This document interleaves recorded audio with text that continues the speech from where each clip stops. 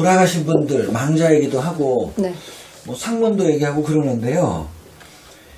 점을 보면 그런 것도 있잖아요. 당신 죽을 것 같아. 아니면 위험한 고비 있어. 이렇게 얘기를 하잖아요. 네.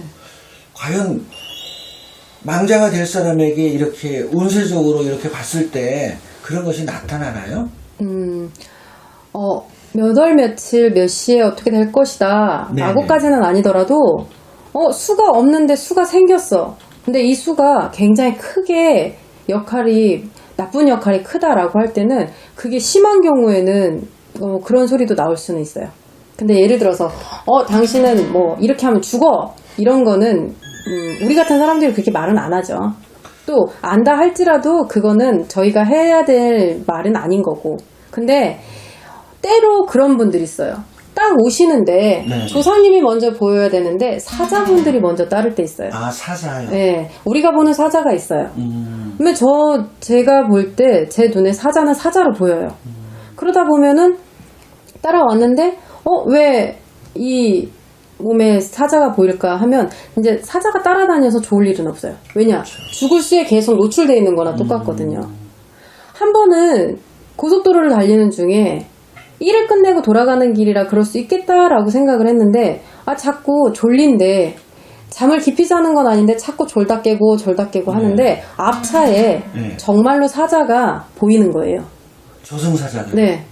저는 저승사자가 딱 저승사자처럼 보여요. 검은 갓을 쓰셨고 네. 검은 도포를 입으셨고 근데 일을 끝나고 난 끝이니까 그런가 보다. 졸다 또 깨요. 또 보여. 졸다 또 깨요. 근데 그게 몇 번 계속 반복돼서 보이니까 마음이 약간 좀 불안하기도 하고 찝찝하기도 그렇죠. 하고 네. 해서 제가 운전하는 친구한테 좀 앞질러 가자 그랬어요. 저 차 정도는 앞질러서 가자. 그러면서 그냥 쭉 갔어요. 앞질러서 가는데 왜 앞질러 가라 한지는 모르고 했다가 집에 와서 묻더라고요. 근데 그 차를 왜 추월해 가서 제가 추월하는 거 별로 안 좋아하거든요. 왜 추월까지 하면서 그렇게 앞질러 가라고 했느냐. 그래서 제가 얘기를 했어요. 그 차에 내가 잘못 본 게 아니라면 사자가 보이더라.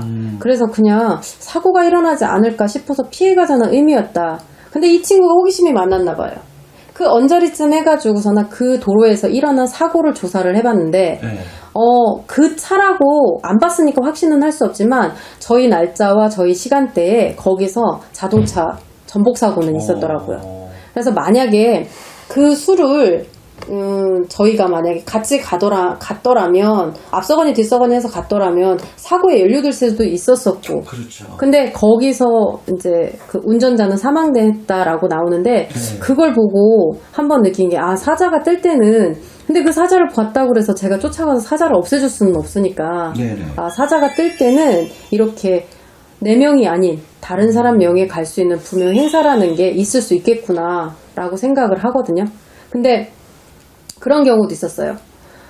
경희대병원에서 꽤 오래 누워 계셨어요. 근데 그 집안 식구분들이 전부 다 저한테 오셔가지고 나중에 말씀을 하시는데 보니까 삼형제가 계신데 가장 못 사는 집이야.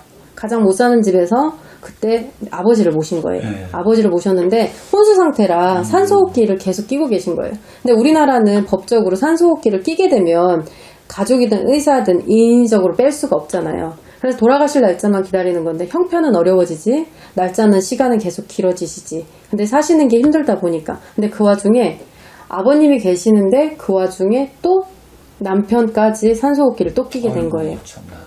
그리고 났는데 도저히 안 되겠다 싶어서 그럴 때는 이제 사연이 안타까워. 근데 어쩔 수가 없어. 그러다가 제가 선생님하고 이런 경우에 도와드릴 수 있는 게 있나요? 라고 했는데 그때 선생님 말씀이 사자가 사자를 불러들인다는 게 있대요. 그래서 그 사자를 불러들일 때 미리 사자가 와서 진을 치고 있을 때 미리 사자굿을 해서 명을 제자리로 돌리는 경우가 있대요. 그래서 그거를 있는 그대로 말씀을 드렸어요. 그랬더니 이제 지푸라기라도 자는 심정이셨겠죠. 네. 그래서 사자를 먼저 불러들이는 사자굿을 했어요. 근데 그 사자굿을 하고 열흘이다, 보름이다 이 정도는 아니었어요. 일을 하는 도중에 열흘 상간이네, 보름 상간이네 이 정도의 날짜는 비슷하게 나오더라고요. 근데 그분이 8일 만인가 먼저 그 아버지가 돌아가셨어요.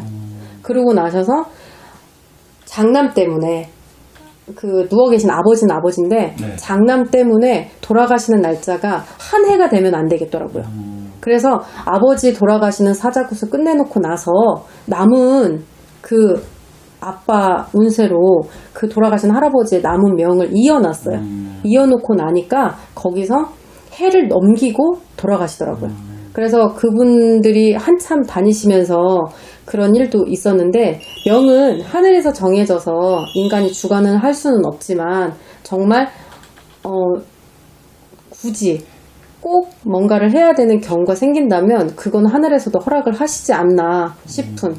그래서 죽을 망자의 수는 있을 수 있다.